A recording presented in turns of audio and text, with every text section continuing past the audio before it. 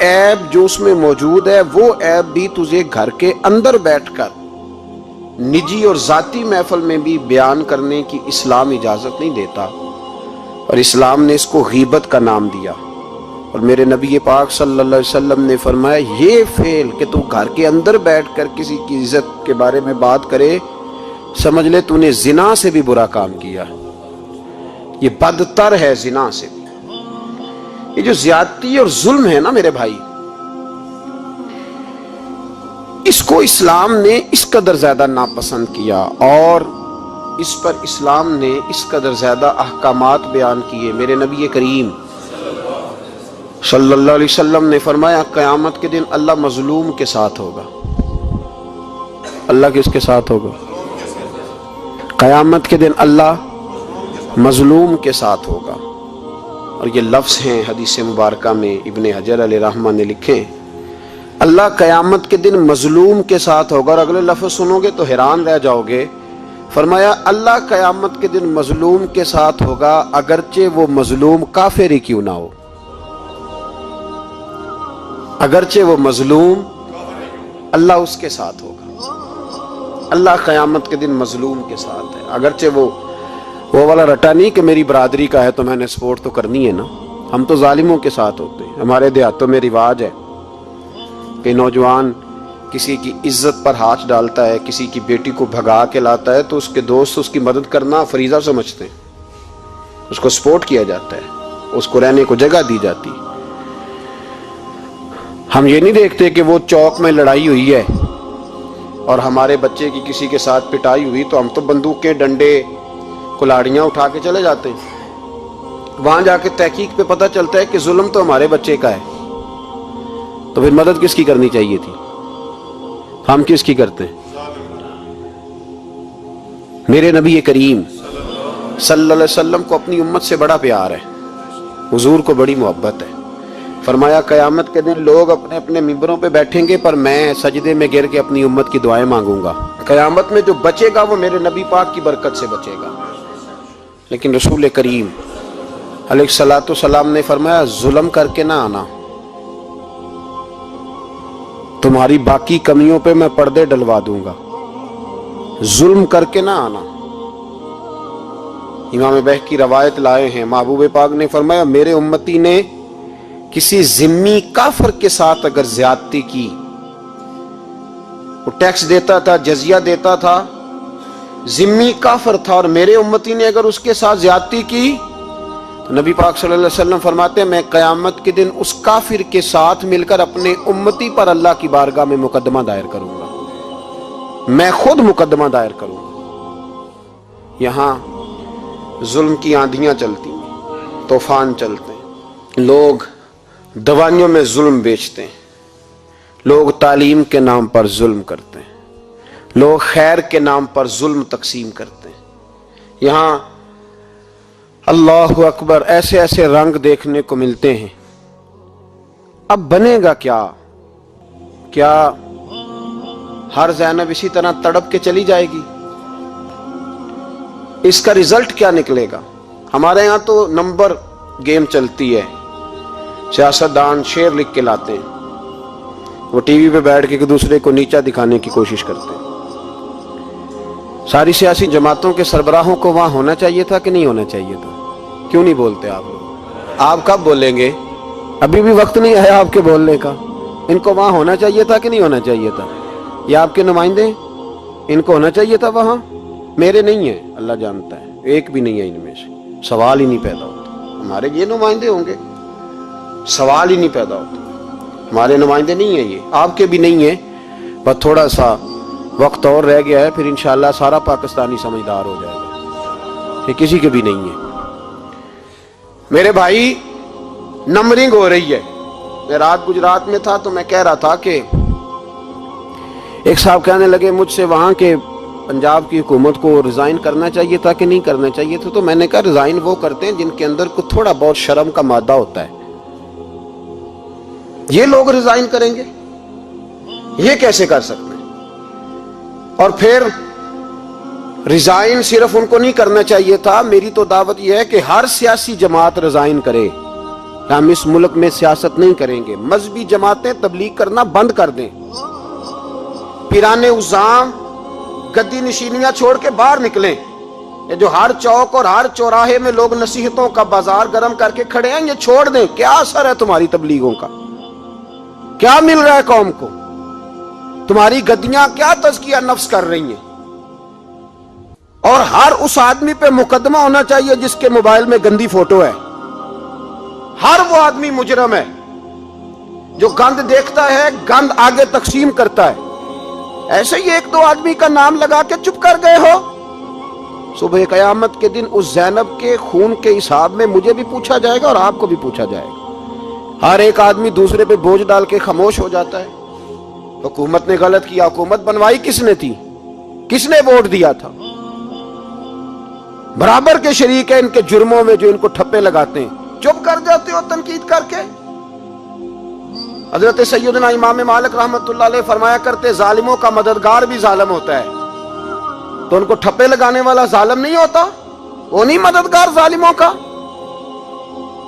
ابھی تک لوگ کہہ رہے ہیں مولانا آپ سخت جملے کہتے ہیں، آپ سخت جملے کہتے ہیں، آپ بچیں. میں نے کہا تمہیں پتہ نہیں نا، تمہیں خبر نہیں، تم اس زیادتی کا شکار نہیں ہو، تمہیں کیا پتا.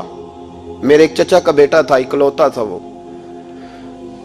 رستے میں جاتے ہوئے کسی کی گولی کا شکار ہو گیا. میں تھانے گیا پرچہ کٹوانے. طالب علمی کا زمانہ تھا.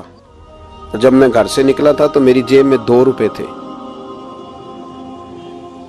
میرے تو ابا جی بڑی دیر پہلے انتقال کر گئے. چچا کی یہ حالت تھی کہ وہ بیچارے اٹھنے کے قابل نہیں رہے. ایک بیٹا تھا. اور میں جب تھانے گیا تو میں نے پرچہ کاٹنے والے سے کہا کہ قتل ہو گیا ہے، پرچہ کٹوانا ہے.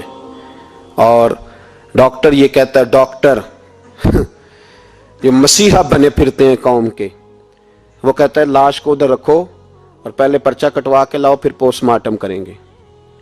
اس نے بھی ایک ٹیلی فون کرنا گوارا نہیں کیا. یہ سارے ظالم ہیں الا ماشاءاللہ. یہ سب کٹہروں میں آئیں گے.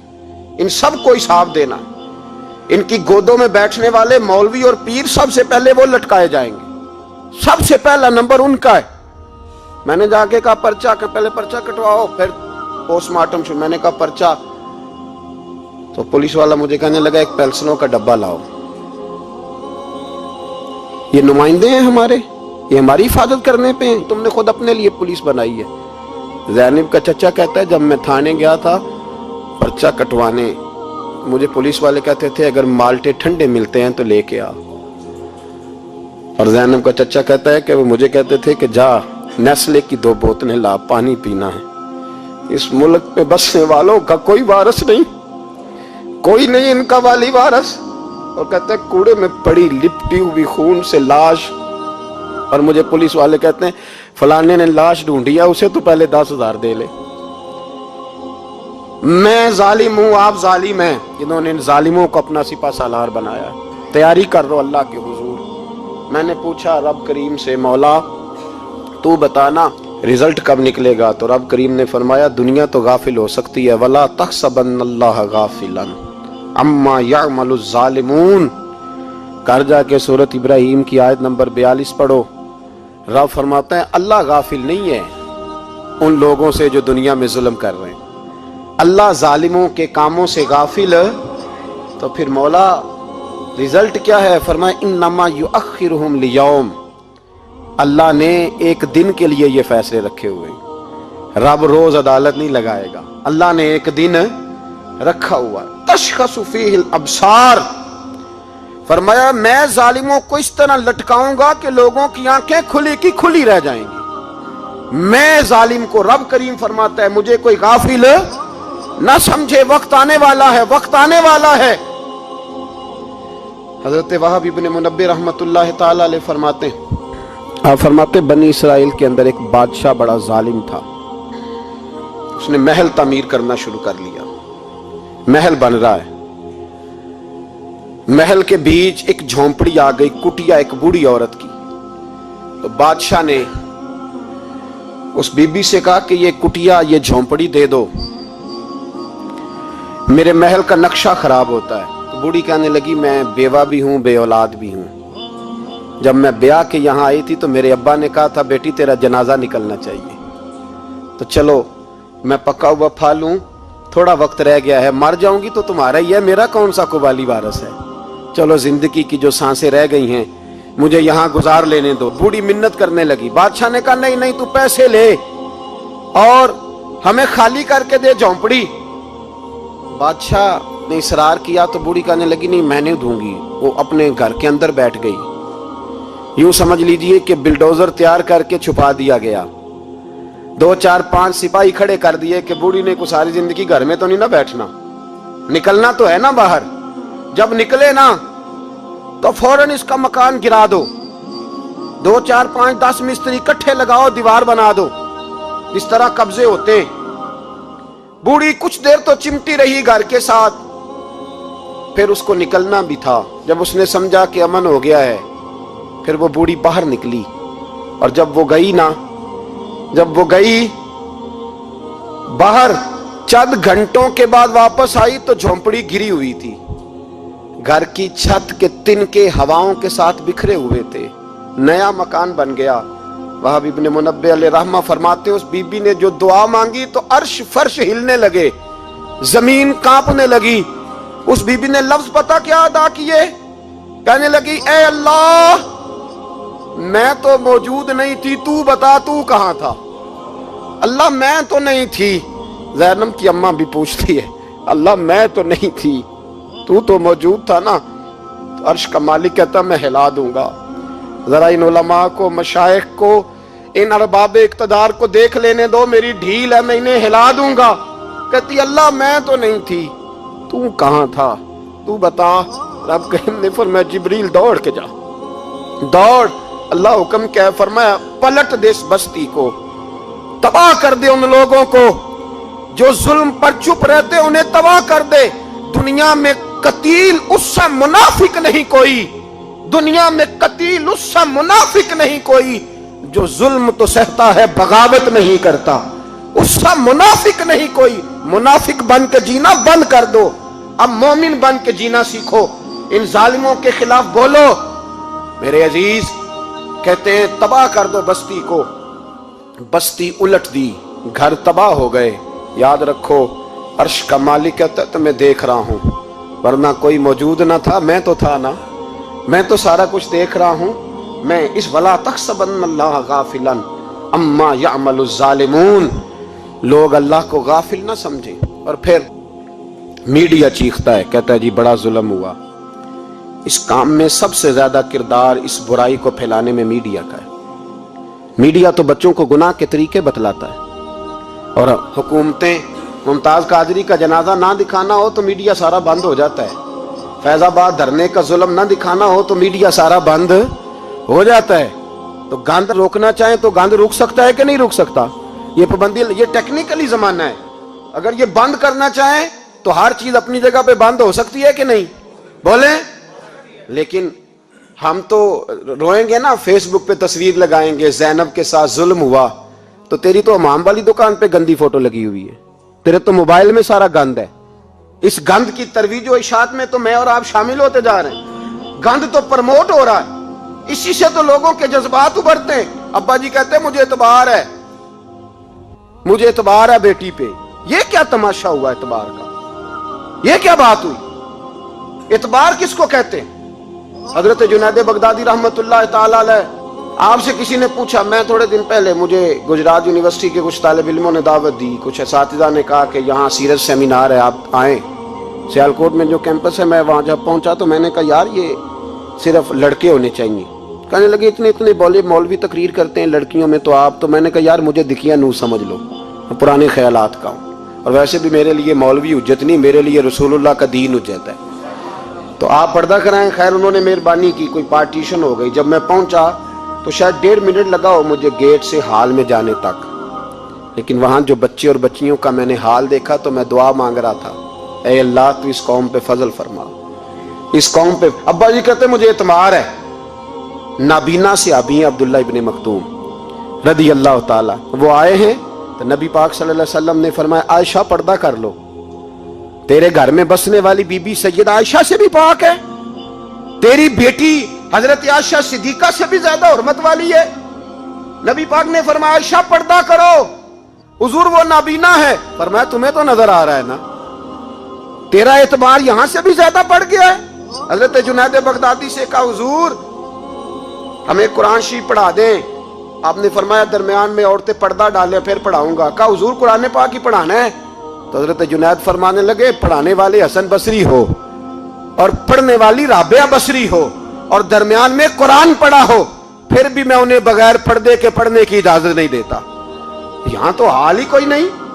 इस गंद को रोज प्रमोट करते हो, नौजवानों के जज्बात बिखरते हैं और बिफरते हैं और फिर उसके बाद कहते हो कि आग ना लगे। ये कैसे हो सकता है? तुमने खुद आग लगाई है चमन में अपने, बेसबब गर्दिश अय्याम को इल्जाम न दो। तुमने खुद नूर का जुल्मत से किया है सौदा, करके तौहीन सहर शाम को इल्जाम न दो। ओ भाई याद रखो, जब तक ये गंद रहेगा फहाशी और उरियानी रहेगी। इंडिया के अंदर ज्यादती के वाकयात ज्यादा हैं पाकिस्तान की निस्बत। क्यों? इसलिए कि गंद ज्यादा है, फहाशी और उरियानी। इस्लाम ने तो नजर तक पर पाबंदी लगा दी, कहा अपनी नजर भी मोमिन झुका के रखे। जो चीजें सबब बन सकती हैं उन पर भी पाबंदी लगा के रखी। हम तवज्जो ही नहीं करते, ख्याल ही नहीं है, इसको प्रमोट किया जाता है। और सबसे दूसरी बड़ी वजह यह है कि मुजरिम को सजा नहीं मिलती। मुजरिम को सजा, बोलिए, वो छूट गया ना सरेआम एक बड़े आदमी का बेटा कत्ल करने वाला, छूट गया ना। वो जिसने सरेआम एक सिपाही कांस्टेबल को कुचल दिया था वो बच गया ना, आ गया ना बाहर। रेमंड डेविस कई गोलियां मार के बच गया ना। जब मुजरिम को सजा नहीं मिलती तो फिर गुनाह बंद। मेरे रसूल पाक सल्लल्लाहु अलैहि वसल्लम ने कानून दिया। कानून, एक औरत ने चोरी की, उसके हजरत सैयदना उसामा बिन ज़ैद हुजूर के महबूब सहाबी सिफारशी बन के आए, हुजूर थोड़ी लचक दे दे। नबी पाक ने फरमाया सुनो, मेरी बेटी फातिमा भी चोरी करती तो मैं हाथ काट देता। मुजरिम के लिए सजा जरूरी है, मुजरिमों को सजा मिलेगी तो हालात बेहतर होंगे। कहते हैं सरेआम फांसी लगाओ, कहते हैं कानून में गुंजाइश नहीं। तुम्हारे लिए कानून रोज बदल जाता है। जब मुतालबा किया गया ना कि सरेआम फांसी, जाग रहे हैं आप लोग के सो गए जी? चले मैं दुआ करता हूं, अल्लाह करे मेरी कौम जाग जाए, आमीन तो कह दें। अल्लाह करे आप लोग जाग जाएं और जागते रहें। आला हज़रत ने फरमाया था, मशवरा दिया था, सूना जंगल रात अंधेरी छाई बदली काली है, सोने वालों जागते रहना क्योंकि चोरों की रखवाली है। सूना जंगल रात अंधेरी छाई बदली काली है, सोने वालों जागते रहना, चोरों की रखवाली है। कहा गया सरेआम फांसी दो तो कहने लगे आइन में गुंजाइश नहीं चौक में फांसी देने की। और तुम्हारी जरूरत पड़े तो आइन में तरमीम हो जाती है। तो आज ज़ैनब को जरूरत पड़ी है तो क्यों तरमीम नहीं हो सकती? आज एक गरीब मजलूम माँ को जरूरत पड़ी है तो तरमीम क्यों नहीं हो सकती? इन्हें चौक में फांसी दो, इन्हें लटकाओ, इन्हें काट कर कुत्तों के आगे डालो ताकि हर एक की बेटी महफूज रह सके। और वो ज़ैनब किसी और की बेटी नहीं हो, मेरी बेटी है, मेरी बेटी है। अभी 6 साल की बेटी सीने पे लिटा ना और फिर उस बाप का दर्द महसूस कर, तुझे अंदाजा हो कि बेटी तो बेटी होती है। हातम ताई की बेटी नंगे सर दरबार रिसालत पे आई तो मेरे नबी पाक ने चादर दी। सलमान फारसी कहने लगे सोनिया काफिर की बेटी है, तेरी पाक चादर है, मैं अपनी ना दे दूं? तो हुजूर ने फरमाया सलमान चुप कर जा, बेटियां सांझी होती, बेटियां सांझी होती हैं, चुप कर। काफिर की बेटी सही बेटी तो है ना, और बेटियां तो सांझी होती हैं। यहाँ इतना जुल्म और इतना हशर हो गया और कहते हैं पता नहीं चला। देखते हैं, करते हैं, सुनते हैं। याद रखो जुल्म कभी मिटा नहीं करता, जुल्म कभी। इसलिए ज़ैनब भाई, ज़ैनब तो मेरी बेटी है, ज़ैनब तो तेरी बेटी है, ज़ैनब तो उम्मत की बेटी है, ज़ैनब तो पाकिस्तान की बेटी है, ज़ैनब तो हर उस शख्स की बेटी है जो किसी भी बच्ची का बाप है, जो किसी भी बच्चे का बाप है, वो मिल्लत की बेटी है। इसलिए वो दुख किसी एक का नहीं, वो सब का बराबर का है। बस याद रखो इस मुआशरे में पहली बात ये कि इस गंद पे, बेहयाई पे कंट्रोल। दूसरी बात ये, तदारुक अर्ज कर रहा हूं, मुजरिम को सजा मिले। अगर पुराने मुजरिमों को सजा मिलती तो कभी भी दोबारा जुर्म की किसी को हिम्मत। हजरत उमर के जमाने में जुर्म क्यों बंद हुए थे? इसलिए कि वो सरेआम कोड़े मारते थे, उनका दुर्रा लटकता था, वो किसी को गुंजाइश नहीं देते। किसी को गुंजाइश, गवर्नर का बेटा भी ज्यादती करता तो चौक में खड़े होकर दुर्रे मारते। फरमाते लोगों की माओ ने उन्हें आजाद पैदा किया, तुमने कैसे गुलाम बन लिया। यहां जब कानून बदलता है और फिर शिकवा है, हमें गरीब आदमी ने तो पर्चा दर्ज कराना हो तो उसको तो चौधरी साहब भी वक़्त नहीं देते, उसको तो चौधरी साहब भी कहते हैं गड्डी कराई आ, पैसे है नहीं थाने जाने दे, उत्थे पैसे लगते हैं। जालिमों डरो अल्लाह ताला से, डरो। और गरीब आदमी चला जाए थाने तो उसको पुलिस वाला पूछता है, वो कहता है किस तरह हुआ था, किस तरह करके हुआ, तफसील बता। और फिर वो दोस्त कहता है तू जा, अभी मैं कोशिश करता हूँ, मैं पहले उनको फोन करता हूँ मुजरिमों को, फिर उसके बाद तेरा। और तगड़े आदमी पे दरखास्त आ जाए कभी तो उसको फोन करके पूछते हैं चौधरी साहब की करना है पर्चे दफे, वो खुद फोन करते हो। ये अमीर के लिए कानून और है और गरीब के लिए और है, ये किस तरह हो सकता है। मेरे नबी करीम सल्लल्लाहु ताला अलैहि वसल्लम ने इंसाफ की फराहमी छोटे बड़े के लिए एक रखी। और याद रखो हिसाब तो देना है, हिसाब बोल के बताइए, हिसाब जो ज्यादती करेगा उसने हिसाब और देना पड़ेगा। यहां नहीं दोगे तो वहां दोगे, हिसाब तो बहरहाल उस मुजरिम ने तो देना है। लेकिन अरबाब इख्तदार ने भी, हजरत उमर फरमाया करते थे मेरे दौर में कुत्ता भी प्यासा मर गया तो हिसाब मैंने देना है, क्योंकि मेरी हुकूमत थी, कुत्ते को पानी मिलना चाहिए था, उसके दरवाजे तक पानी पहुंचना चाहिए था, हिसाब तो देना है। हर उस शख्स ने जो सोशल होने का दावा करता है, जो मुआशरे में किसी भी तरह का कोई किरदार अदा कर रहा है, उसने बहरहाल हिसाब, ये मुश्तरका मामला है, इसमें अरबाब इख्तदार का तो अशर होगा, वो तो दुनिया देखेगी, लेकिन बाकी भी अपनी जिम्मेदारी का एहसास करें, बाकी भी ख्याल करें। सुनो और याद रखना इस बात को, गौर करें। क्या मेरी तरफ देखे मेरे भाई, एक मकरान शाह बादशाह गुजरा है ईरान का, कुछ नरम दिल था, उन्हें सैर करने निकला, दरमियान में पुल आता था, एक दरिया था, उसका पुल था, और पुल के उस पार जंगल था, सब्जा था, सैरगाहें बनी हुई थी। बादशाह वहां 2-4 दिन रहने का इरादा किया। जब बादशाह वहां पहुंचता है ना मकरान शाह, तो उसने देखा कि वहां 2-3 दिन क़याम करना है, झील है, सैरगाह है, वहां उसने रुकने का प्रोग्राम बना लिया। बादशाह तो अलहदा उसके लिए रिहाइश थी, सिपाही अलहदा रहते थे। यहां तो लोग कहते हैं ना वो पुलिस को डांटते हैं, पुलिस को पूछते हैं, ओ भाई पुलिस तो तुम्हारे मतहत होती है, पुलिस तो समझ गई है कि तुम किस तरह उनसे काम लेते हो, उनको तो तुम अपने तहत रखते हो। पुलिस वाले अलहदा रहते थे, उसके साथ जो सिपाही गए हुए थे, गनमैन गए हुए थे। मकरान शाह सैर सपाटे में रहता था। एक बूढ़ी औरत थी, उसकी एक गाय थी, वो जंगल के अंदर बूढ़ी रहती थी, गाय उसकी वहां चरती रहती थी। शाम को वो गाय घर लौटती, बूढ़ी दूध पी के सो जाती। सिपाही उस बूढ़ी के पास आए, कहने लगे तेरी गाय बड़ी सेहतमंद है, हमारे हाथ बेच दे।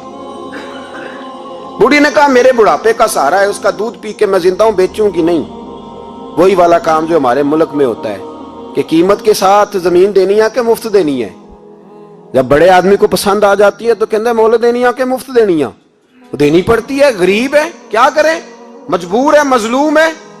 कहा बूढ़ी औरत से सिपाहियों ने बेच दे, कहा नहीं, कहने लगे नहीं बेचेगी तो हम ले लेंगे। उस औरत की गाय जबरदस्ती सिपाही ज़िबा करके खा गए। बूढ़ी ने बादशाह तक पहुंचना चाहा, लेकिन उसको पहुंचने न दिया गया, मना कर दिया गया, उसकी रसाई ना हो सकी, गरीब औरत थी। जिस दिन मकरान शाह वापस आ रहे थे ना, सैर करके पुल से गुजर रहे थे, तो किसी ने बूढ़ी से कहा कि बादशाह गुजरेगा। वो छुप के पुल पे बैठ गई, और मकरान शाह जब पुल से गुजरने लगे तो बूढ़ी आगे आई और उसके घोड़े की लगाम पकड़ी। ऐसा जुमला कहा कि मकरान शाह चकरा के जमीन पे गिरा। और बूढ़ी कहने लगी मकरान शाह, तेरे सिपाही मेरी गाय ज़िबा करके खा गए हैं, तू बता उसका हिसाब इस पुल पे खड़े होकर देना कि पुल सिरात पे देना है। बता यहां खड़े होके देगा कि वहां खड़े होके देगा, बोल। अरबाब इक्तदार, हुकूमत के वानों में बैठने वालों, बताओ ज़ैनब का हिसाब कसूर के चौक में खड़े होके दोगे कि मैदान महशर के चौक में खड़े होके दोगे? बताओ कहां हिसाब देना है, यहां देना है कि वहां देना है? हिसाब तो बहरहाल तुम्हें देना है, इस कौम को उसका हिसाब तो, ज़ैनब का हिसाब तो देना है, देना पड़ेगा, दिया जाएगा, पूछा जाएगा। बताओ यहां देना है कि वहां देना है? देना तो पड़ेगा। यहां दोगे تو ہو سکتا ہے قیامت میں بچ جاؤ، اور اگر یہاں نہیں دو گے تو وہاں لٹکا دیے جاؤ گے، رسوا کیے جاؤ گے، پوچھا جائے گا۔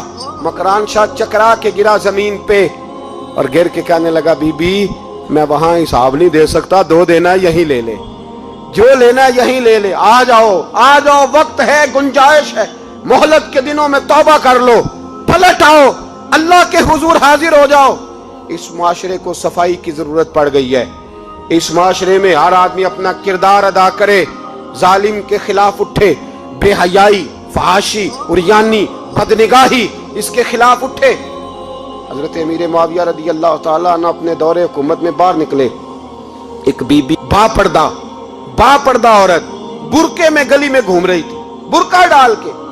حضرت امیر معاویہ دوڑ کے مسجد چلے گئے، رونے لگے، کہنے لگے صحابہ کے زمانے میں یہ عورتیں گلی میں آ گئی ہیں، ہمارے دور میں ہی آ گئی ہیں، کہیں اللہ کا قہر نازل نہ ہو جائے۔ حالانکہ وہ با پردہ تھی بی بی، یہاں تو بڑی ڈٹائی کے ساتھ فرنٹ سیٹ پہ بے پردہ عورت کو بٹھایا جاتا ہے اور دلیلیں دی جاتی ہیں کہ ہم پڑھ لکھ گئے، ایف ایس سی اور بی ایس سی ہماری تعلیم ہے، ہمارے پاس ابھی تازی تو کار آئی ہے، تو بتائیں نا کہ جو کار پہ بیٹھی ہے وہ کار کی مالکن ہے۔ یہاں تو ہر چیز کھول کے بیان کرنا لوگوں نے اپنے لیے ضروری سمجھ لیا ہے، اپنے کلچر کا حصہ بنا لیا ہے۔ خدا را فحاشی کے خلاف، بے حیائی کے خلاف، عریانی کے خلاف اٹھو اور اس پل کو باندھو۔ جب تک فحاشی رہے گی، عریانی رہے گی، پاکستان میں 10 کے قریب بچوں کے ساتھ روز زیادتی ہوتی ہے۔